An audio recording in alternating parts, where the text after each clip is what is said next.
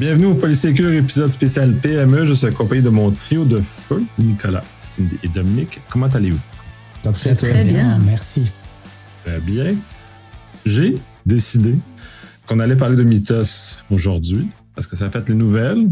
C'est pas autant Mythos qui est important, parce que il y a beaucoup de bruit, beaucoup de marketing associé à ça, mais c'est plus la réalisation que les modèles de AI, peu importe la nature qu'ils sont, que ce soit aussi spectaculaire que Mythos ou plus sobre comme Opus, apportent un changement de paradigme important au niveau de la découverte de vulnérabilité, comment les attaquants vont fonctionner. Et ça a un impact quand même assez important sur comment les PME devront aborder le monde de la cybersécurité dans les prochaines semaines et dans les prochains mois. Pas autant que Mythos va s'attaquer aux autres, mais autant que ça va être beaucoup plus facile de s'attaquer aux autres.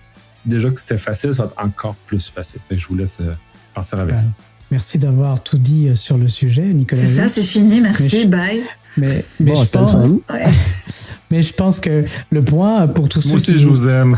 Pour tous ceux qui étaient sous une roche pendant ces dernières semaines, presque ce mois, n'avaient pas entendu parler de Mythos, je pense que notre rôle, quand on s'adresse aux PME, c'est de pouvoir mettre un petit peu la bonne balance et puis pouvoir dire aux gens à quel degré on doit avoir peur ou à quel degré on devrait pas avoir peur. Parce qu'effectivement, quand ça fait les nouvelles puis que ça apparaît dans le journal, effectivement, ça fait un peu peur puis on se dit quoi faire. Commencez peut-être pour nos amis qui ont vécu sous une roche ou qui n'ont pas voulu lire ces news-là parce qu'ils ne sont pas sentis concernés. C'est quoi Mythos? De quoi on parle? T'avais l'air bien lancé, Dom Percastor, fait que je vais te laisser raconter l'histoire. On est dans l'ère de l'IA aujourd'hui, puis si vous mettez pas IA dans une phrase, vous êtes personne, donc c'est important de pouvoir le mettre. Donc voilà, on a mis l'IA. Et nos amis qui font de l'IA avec des LLM, des Large Language Models, qui sont capables de faire plein de choses fantastiques, des images des fois douteuses pour certains communiquant à des sites web et du vibe coding, et on est déjà passé sur le sujet, se sont dit tiens, si on utilisait des LLM pour découvrir des vulnérabilités sur des applications en poussant le modèle. Et donc là, on a une puissance démultipliée de la machine qui, on lui reviendra, peut coûter relativement cher en token, qui permet de faire de l'analyse de code, qui permet de tester et qui permet de trouver les failles pour rentrer dans les systèmes. Ça va? J'ai résumé comme il fallait? Exact. C'est un modèle super spécialisé. Là. C'est un modèle, à ma connaissance, qui n'est pas encore accessible là, vraiment publiquement. Je pense qu'il faut que tu appliques quoi que ce soit. Là, c'est seulement les grosses organisations / gouvernements qui peuvent accéder à ce genre ce modèle-là précisément. Je pense que aussi Anthropic l'utilise eux-mêmes pour tester Mythos sur des gros projets open source aussi. Ça a été dans leur marketing, justement, de dire que c'est si puissant qu'ils l'ont pas release parce qu'ils veulent protéger le monde, blablabla. Je dis marketing parce que c'était si dangereux, ils en auraient juste pas parlé, ils l'auraient gardé à l'interne. Il y a aussi beaucoup de grosses corporations, justement, qui se sont... C'est quoi, j'ai oublié le nom du projet? Glasswind ou je sais plus quoi, mais il y a plusieurs au CrowdStrike, justement, Amazon, Apple, tous les gros joueurs, justement, font partie de ce projet où ils vont utiliser Mythos pour sécuriser nos systèmes et nous protéger des méchants attaquants. Qu'on se trompe pas, c'est quand même un outil super cool pour faire de l'analyse de code, pour closer les vulnérabilités, hein. C'est ce que fait Nicolas et Cindy dans leur vie de tous les jours, de trouver des vulnérabilités. Là, si on a un outil qui le fait, qui est beaucoup plus rapide, quand on dit beaucoup plus rapide, c'est parce que c'est une machine automatisée, donc elle dort pas la nuit, elle dort pas les fins de semaine, elle fait du 24/7, qu'il y ait une game de hockey, pas de game de hockey, elle y va la machine. Donc c'est sûr que ça a l'air intéressant de pouvoir cruncher des fichiers sources. L'exploit qui a été mis en lumière, c'est on a trouvé des vulnérabilités dans un navigateur Firefox parce que ça a passé je sais pas combien de temps, puis ça a trouvé les vulnérabilités. Donc des choses qu'on n'aurait peut-être pas pu trouver dans un temps humain ou dans une façon de penser humaine, dans une logique humaine de penser. Mais ça passe. Ce qu'il faut aussi comprendre, en ma connaissance, c'est pas un point and shoot, c'est-à-dire que tu dois fournir le code source de ton application pour pouvoir utiliser Mythos. C'est pas comme tu vas préciser le URL de ton application, puis là, selon différents rôles, tu vas pouvoir tester ton app. Donc, il y a quand même, ça, c'est un concept important qu'il faut comprendre, là. C'est pas comme je prends Mythos, je donne le lien de ton app, puis tout va se faire hacker, là. Ça te prend actually le source code pour ça. Bon, beaucoup de gouvernements, probablement, qui savent même pas il est où leur propre source code. Mais ça, c'est une autre discussion. Donc, ça, c'est un concept important, là. C'est pas un point and shoot de juste comme tu pointes le AI pour hacker quelque chose. Par rapport à l'AI aussi, la mytho, c'est un point. Mais on va être très honnête aussi, notre job, c'est de trouver des vulnérabilités et des failles auprès de nos clients. On ne prétendra pas en mai 2026 qu'on n'utilise pas l'AI pour le faire aussi. Il y a toujours un volet manuel, mais nous-mêmes, on perfectionne nos propres outils, on utilise l'AI et ce que nous, on fait, toutes les personnes qui font le même travail que nous ou qui font la même chose pour qui ont moins de scrupules, mettons, pour rester poli, eux aussi l'utilisent. C'est un peu ça là, ce qu'on veut vous pointer aujourd'hui, c'est que maintenant l'AI va faciliter, accélérer les attaques.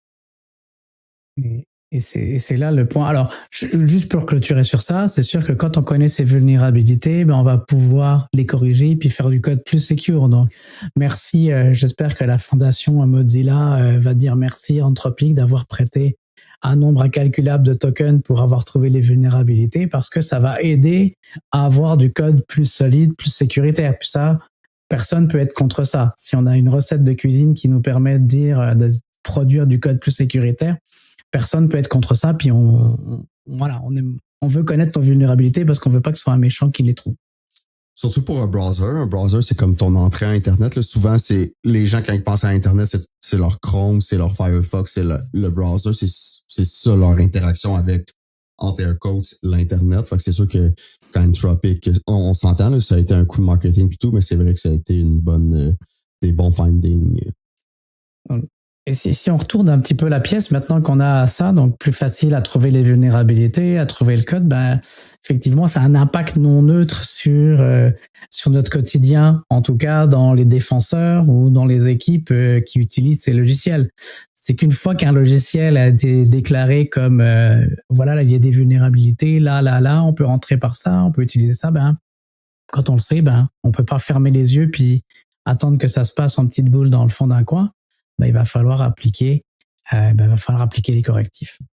On jasait un petit peu avant le podcast, comme ça Mythos ou n'importe quel AI est pas encore capable de faire des tests comme un humain voit les tests sous l'application qui est devant eux.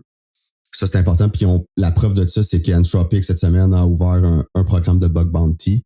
Puis les premières questions qui étaient posées, c'était, pourquoi vous utilisez juste pas Mythos au lieu d'avoir un programme de bug bounty puis de payer des gens pour trouver des bugs. Au bout de la ligne, c'est que Mythos sera pas nécessairement en mesure ou est pas encore en mesure de trouver tous les bugs qu'un humain va être en mesure de trouver et vice-versa. C'est-à-dire qu'un humain est pas un AI et voit pas le code et voit pas l'application pareil comme un AI la voit. Tu sais. Et justement, là, on explique un petit peu comment est-ce que le contexte change. C'est quoi l'impact pour les PME? Est-ce qu'ils doivent paniquer? Qu'est-ce qu'ils doivent faire? Sur quelques actions à poser aujourd'hui pour se prémunir, ou est-ce qu'il y a juste rien à faire, on pleure et on espère ne pas être touché? On a quand même notre mantra qu'on explique dans nos différents podcasts sur les premiers éléments à faire en termes d'hygiène cybersécurité.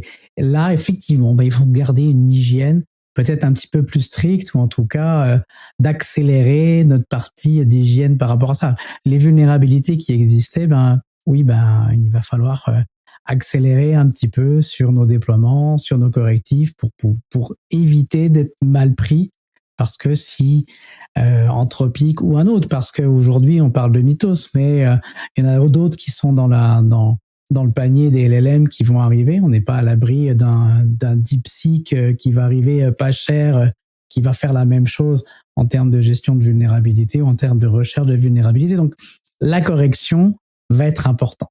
Donc la notion d'inventaire, la notion de mise à jour, la notion d'application des correctifs, il va y avoir une pression qui va arriver dans toutes les entreprises, parce qu'on pourra décemment pas dire oui, on sait qu'on a nos portes ouvertes, on sait qu'on a des vulnérabilités, puis on va vivre avec ça. Non, cette fois-ci, l'opportunité pour les pirates d'utiliser ce type de faille va être plus grandissant, parce qu'il va y avoir beaucoup plus de vulnérabilités qui vont apparaître.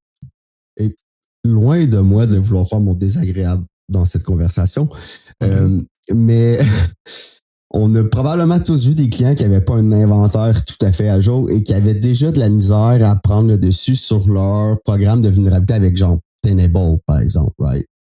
Donc là, je veux pas dire que les gens s'excitent un peu trop pour Mythos, mais le point que, puis ça, on avait discuté avec ça, Nick, c'est comme, il y a beaucoup de places qui ont de la misère à prendre le dessus sur leur programme de vulnérabilité.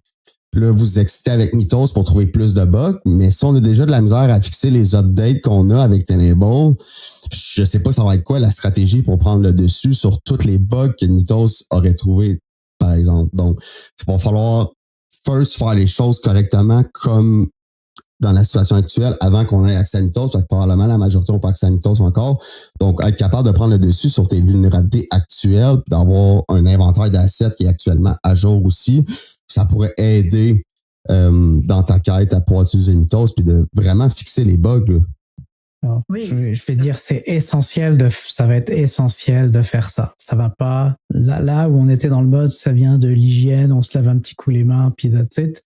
Non, il va falloir vraiment prendre ça à bras le corps parce que sinon vous allez, on pourra jamais sortir la tête de l'eau, puis les équipes qui sont des fois déjà chargées sur des options de batching, sur tous ces éléments-là sur lesquels on a besoin d'hygiène vont être encore plus démesurés parce que quand ça va apparaître aux nouvelles, quand la vulnérabilité va apparaître et va avoir un nom dans la presse, vous ne pourrez pas l'ignorer parce que ce sera existant. Vous le savez, hein, on les a déjà vus, on les nommait, les Heartbleed, les Copyfail, les Dirty Frag, les Name It, là. Dès que vous avez un nom, il faut que vous fassiez quelque chose, sinon, si c'est pas votre patron qui va vous le demander, ça va être vos clients qui vont vous le demander, donc il va falloir ça. Donc ça va être essentiel d'avoir ça. Et encore une fois, on reste sur de l'hygiène de base informatique, de base TI qu'on devrait avoir pour faire ça. Donc j'ai conscience que ça peut être des efforts pour certains, mais ça va mettre de la pression pour l'accélérer.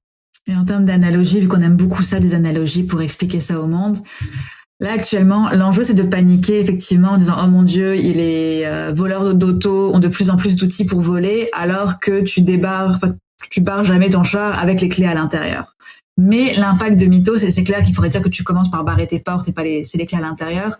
Mais le risque, c'est que, rajoute que là, avant, tu étais dans un quartier relativement tranquille. Tu pouvais te faire avoir par un cambrioleur, mais il courait pas les rues. Mais là, ton auto, maintenant, est dans un quartier chaud. Il y a beaucoup de voleurs potentiels qui passent à côté de ton auto. Fait que t'es toujours aussi mal protégé, mais ton risque est en train d'augmenter. Vous me direz si je suis pas trop dans le champ, les gars, mais c'est pas mal ça l'analogie que j'aurais sur ce qui se passe aujourd'hui. Oui, tout à fait. Puis c'est une très belle analogie pour compléter la conversation là-dessus. Puis je vais juste faire une petite parenthèse. On parle de Mythos, mais dans les réalités, c'est les modèles AI qui s'en viennent dans peu importe lequel il est. Mythos étant celui qui a été le plus discuté, plus public. Mais il demeure que ça change. Effectivement, ce que ça change, c'est que maintenant, les criminels sont partout. Quand avant, on avait comme une assurance minimale que quand on est dans un bon quartier, la probabilité qu'on soit isolé était moindre. Ce qui n'est plus le cas maintenant. Donc, l'essentiel, c'est verrouiller vos portes parce que vous avez même plus le choix. Fait que vous pouvez même plus ignorer l'hygiène de base. Puis l'autre point de différence, c'est qu'avant, vous pouviez connaître un incident par année puis vous étiez content. Maintenant, c'est vraiment un incident par mois qui va vous arriver si vous n'avez pas une hygiène suffisante. Bref, sur ça, je vous remercie, Excel. De ça, puis Dominique a l'air de vouloir réagir, vas-y. Non, moi je réagis pas parce que je vais me faire resplater si je dépasse le temps alloué, donc je garde ça pour la prochaine fois et laisser les gens sur un super cliffhanger. On te dispute quand tu nous choques pour un 5 à 7, c'est tout ce qu'ils ont fait. Le lundi soir. Le lundi soir. T'es des 5 à 7 du lundi soir. On accepte, on accueille tout le monde, tu vois. On l'a accepté, on t'a pas renié. Bon, allez, sur ça, merci beaucoup. Ciao. Bye.